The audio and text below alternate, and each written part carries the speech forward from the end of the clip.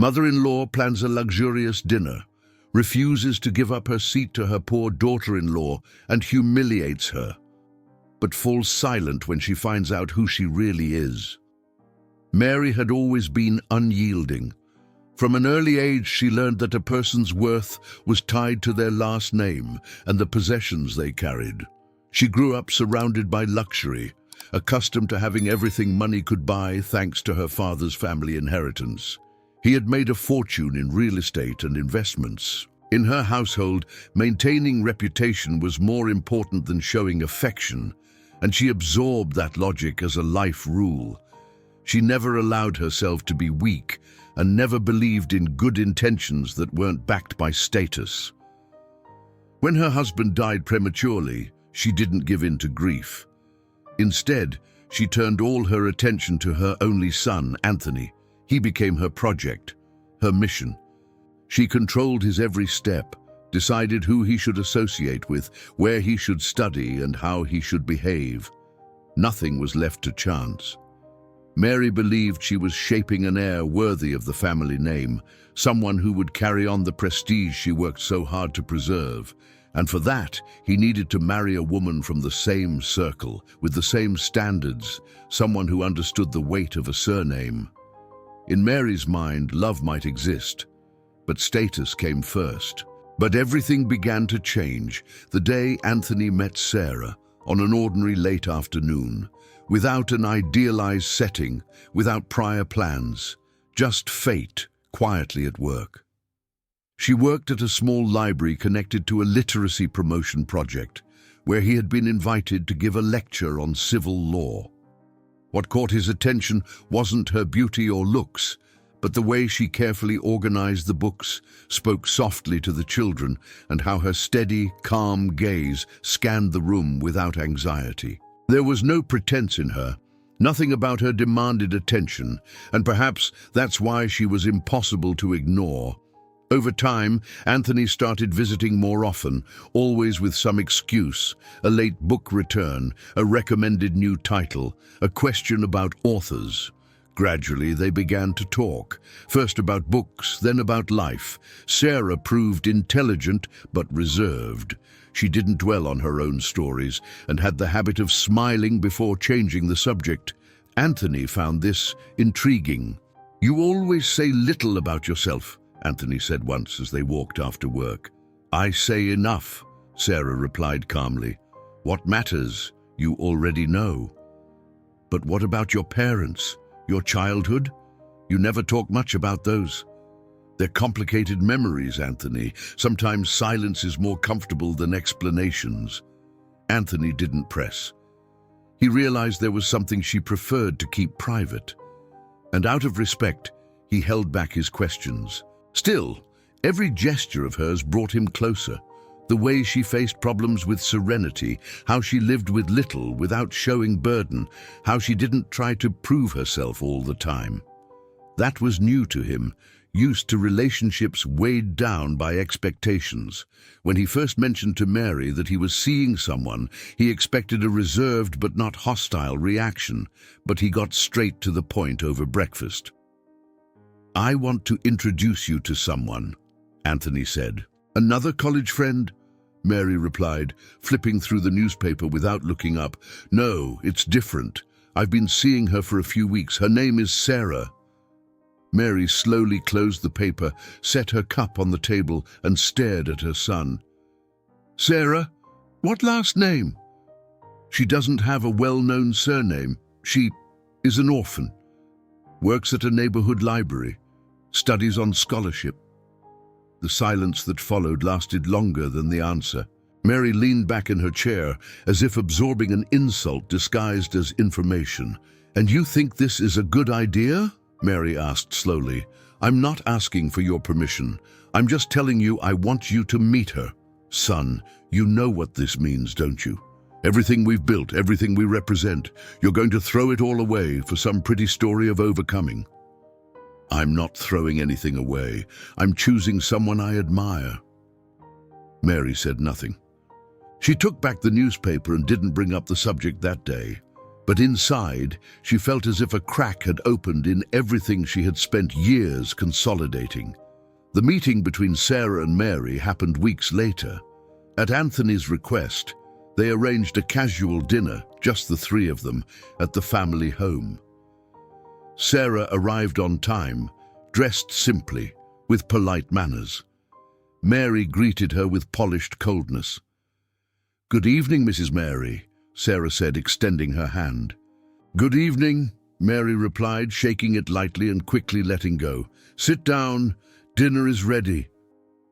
During the meal, Mary talked almost the whole time.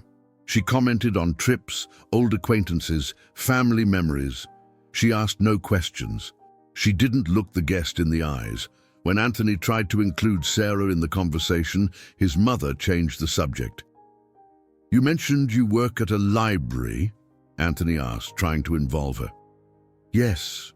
It's a small but important project," Sarah answered. "Interesting," Mary said, not lifting her eyes from her plate. "I hope you don't stay stuck there forever." Sarah just nodded, without confrontation.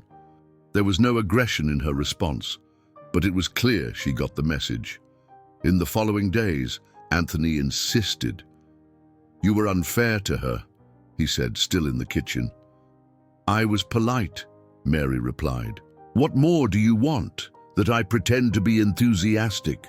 I want you to really get to know her, to stop judging before listening. Anthony, this girl, she has no roots, no history, no foundation, and you think that doesn't matter? It matters less than how she treats others, less than how she treats me. You're naive. No, I'm in love." Over time, Anthony and Sarah became inseparable. He would pick her up from work, help with her studies, celebrate her small achievements. Life with her felt lighter, but even as their relationship grew, Sarah's past remained shrouded in silence. Whenever asked about her parents, she gave the same answer. "My parents died in an accident. I had little contact with other relatives. I've lived alone since I was young." Anthony tried to learn more, but she wouldn't open up. Instead, she showed who she was through actions. The first time Anthony spoke about marriage was on a park bench. "Will you marry me?" he asked without warning. Sarah smiled without irony. "Are you asking me or just wondering if I would say yes?" "I'm asking first. Then yes, I would marry you." Shortly after, they scheduled the civil ceremony. No parties, no fancy clothes, no elaborate invitations. It was simple, just as Sarah preferred. Only close friends, 2 witnesses, and the judge. Mary attended, but didn't hide her disdain. During the ceremony, she kept a neutral face, arms crossed, lips pressed tight.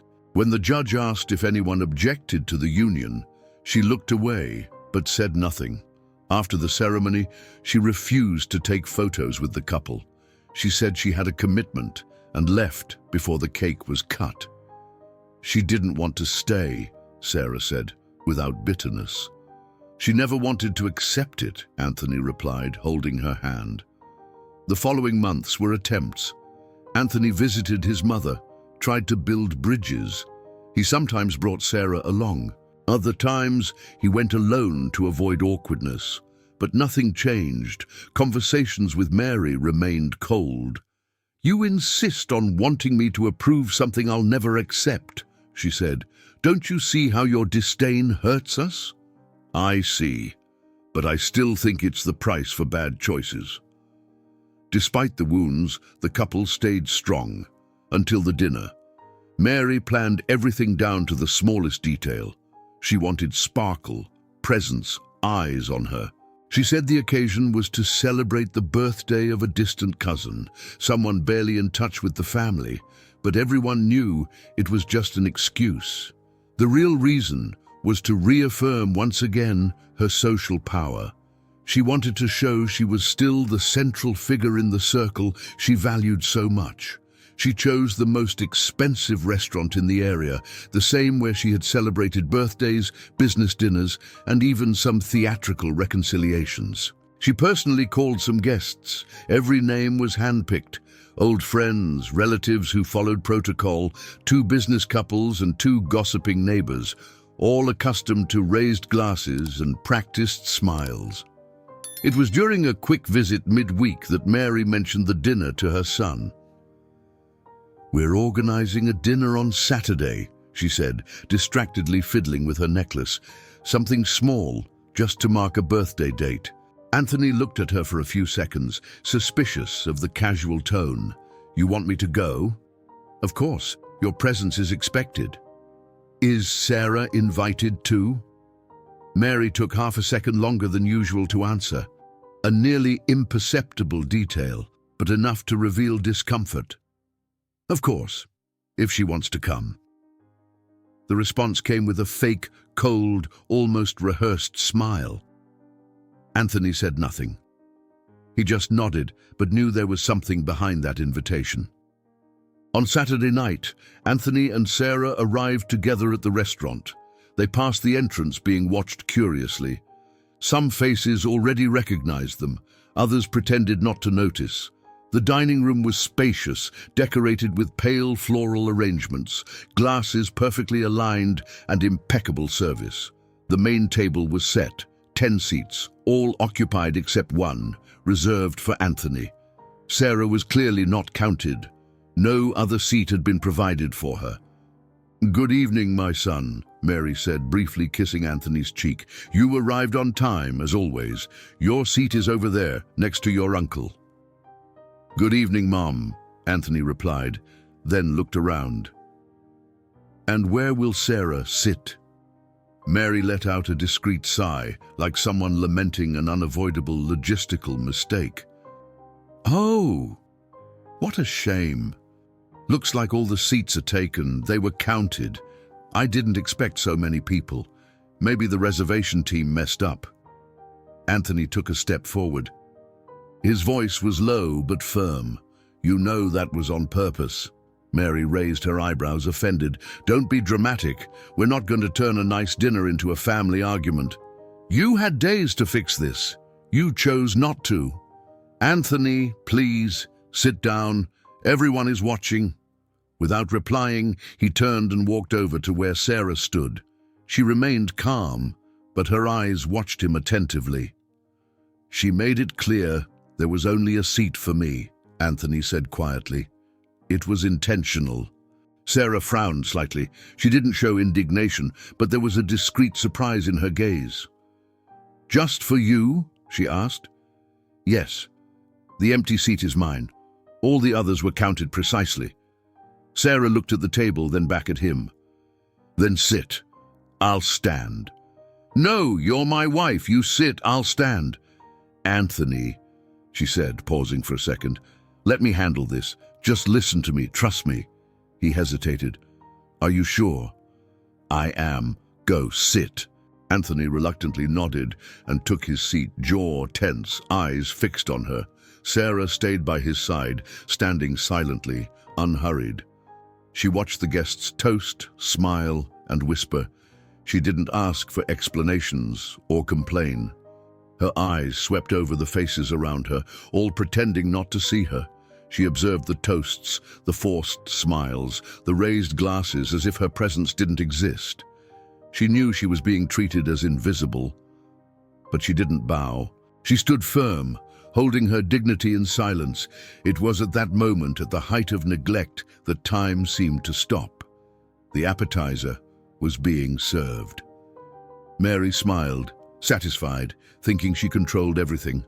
And Sarah, beside Anthony, remained standing in silence, watching, waiting. The appetizer was served elegantly, waiters gliding between tables with precision. The atmosphere was polished but tense, and amid that scene of well-arranged appearances, Sarah discreetly nodded to one of the waiters. The gesture was subtle, almost imperceptible, but loaded with intention. "Please, could you call the manager?" Sarah said calmly and firmly. The waiter seemed hesitant, confused, unsure if it was a genuine request or an untimely whim. But faced with Sarah's direct gaze, he just nodded and quickly walked away. Mary, Seated at her central spot, watched with a half-smile of mockery. She leaned slightly toward the neighbor on her right and whispered, "She's going to call the manager now? Complain about the lack of a chair like she's in a fast food place?" The neighbor chuckled discreetly, covering her lips with a napkin. Other guests, though pretending to keep up their conversations, clearly noticed what was about to happen. The manager appeared less than a minute later. He was a tall man, impeccably suited, serious in posture and economical in gestures. As he approached Sarah, his eyes met hers, and at that moment, something changed in the atmosphere. His hardened face softened. He recognized her. "Good evening, miss," the manager said, slightly bowing his head with a respect no one there expected. "How can I help you?" Sarah looked at him serenely. "I would like to add another table, please, and to be served normally, like any other guest tonight." The manager didn't hesitate. He just nodded. "Immediately." Then the dining room, until then organized like a showcase of elegance under Mary's control, began to move differently. Waiters repositioned chairs, moved floral arrangements, created space without chaos. Within minutes, a new table was set next to the main one, not as an annex but as a natural extension of the center, and there Sarah sat, upright, without arrogance or a provocative smile, only dignity. The silence that spread through the room was heavy. Those who had ignored her presence now averted their eyes, embarrassed. Mary, for the first time that night, didn't know what to say. She looked around, hoping someone would express discomfort with the change, but no one dared to react. Anthony watched her. His eyes were a mix of pride and confusion. Sarah's gesture had been firm, but there was something about the manager's reaction he didn't understand either. The dinner went on, slowly. Plates were served, conversations resumed, but nothing had the same tone. Sarah ate calmly, joined in when spoken to, responded politely but without forcing friendliness. The glances still came one by one, as if each guest tried to solve an internal puzzle. Mary avoided looking at her daughter-in-law. Her face was stiffer, fingers gripping the napkin tightly. She smiled only with her lips, without any sparkle in her eyes. When dessert was served, Sarah calmly set down her utensils, took the napkin, and delicately wiped her lips. Then she stood slowly, with the same composure she had maintained since the beginning of the evening. The room, still filled with quiet conversations and the clinking of glasses, gradually fell silent as all eyes turned toward her. "Good evening, everyone," Sarah said clearly, without raising her voice but with enough presence to be heard in every corner of the room. "I hope I'm not disturbing, but I would like to share something before the night ends." The noises stopped completely. Utensils were set down, and the eyes, once scattered, now fixed on her. Even Mary, who until then had feigned interest in her own plate, lifted her gaze with a tense expression. I know many of you know me only as Anthony's wife, and to some, that may be a strange presence. I noticed the looks, the reactions, and I understand. Really, I don't come from a circle like this. At least, I don't seem to. She paused briefly. No one dared to interrupt. For a while, I lived like any ordinary person. I worked in simple places, studied with scholarships, rented modest homes, and I always believed that was enough to shape who I am. But what few know, or rather, no one here knows, is that my story has another part. Anthony leaned in slightly, confused. The guests were attentive. My father is a businessman. A reserved man, but well known in the gastronomy and hospitality industry. He is the founder of one of the biggest restaurant chains and enterprises in this country. She looked around calmly. Including this restaurant belongs to him. A slight stir ran through the table. One of Mary's neighbors stopped chewing with her mouth half open. The business couple sitting further back glanced at each other, discreetly shocked. The silence that followed was heavy, full of surprise. He always believed fortune without character was a risk. He said that if I wanted a legitimate place beside him in business, I first needed to understand the world without the weight of our surname. He asked me to live for a few years like anyone else, to work, study, fall, get up, observe, to see who would treat me with respect even without knowing who I was. Sarah showed no vanity. She spoke calmly, without provocation. That's why I never talked about my origins. It was a choice, mine and his, not out of shame, but conviction. I lived every part of the life I told you about. Nothing was an act, just missing a piece of the story. And today, my father has deemed it time to take my place in the company. She looked at the manager standing by the wall. He nodded respectfully, silently confirming every word. That's why tonight I was treated the way I was. Not out of privilege, but out of recognition. And I'm not saying all this out of revenge. I didn't come here to shame anyone. I just thought everyone deserved to know who I am completely, and that appearance, origin, or discretion do not define anyone's value. Finally, she took a deep breath and added, "Thank you for listening." Sarah sat down again, with the same serenity with which she had stood. She took her glass, took a small sip of water, and gently set it down on the table. No applause came, only silence. But it was a different kind of silence. No longer one of disdain or neglect. It was from those who had been surprised, and perhaps ashamed. The looks that once ignored her now followed her. But she didn't seek them out. She was at peace. She didn't need approval. She had just spoken the truth. Anthony remained silent. The dinner ended soon after, with quick goodbyes, some awkward excuses, and kisses blown in the air. On the way out, already in the car, silence between the two stretched for minutes. Until Anthony spoke in a low voice, "Why didn't you tell me?" Sarah looked out the window, then slowly turned. "Because if I told you, you wouldn't have seen me as I am. You'd have seen me as someone's daughter. You lied to me, Sarah. I omitted, for protection, out of respect for what my father asked, and because I wanted to know if you would love me without knowing about the inheritance. You trusted me to marry you, but not to tell me who you really were. I trusted you more than anyone in my life, but I was afraid of losing everything we built over something that shouldn't matter." Anthony stayed silent. He breathed deeply, staring ahead. She reached out and gently touched his hand. "If you want to blame me, I understand. But I love you, and I never used what I have to diminish you or anyone." He didn't answer immediately. Only after a few moments did he squeeze her hand back. But the weight of doubt still lingered. The following days were filled with silent distance. Anthony needed time to process. He felt betrayed, even without a clear reason. The transparency between them, which had always been the foundation, seemed cracked. Sarah didn't insist. She gave space.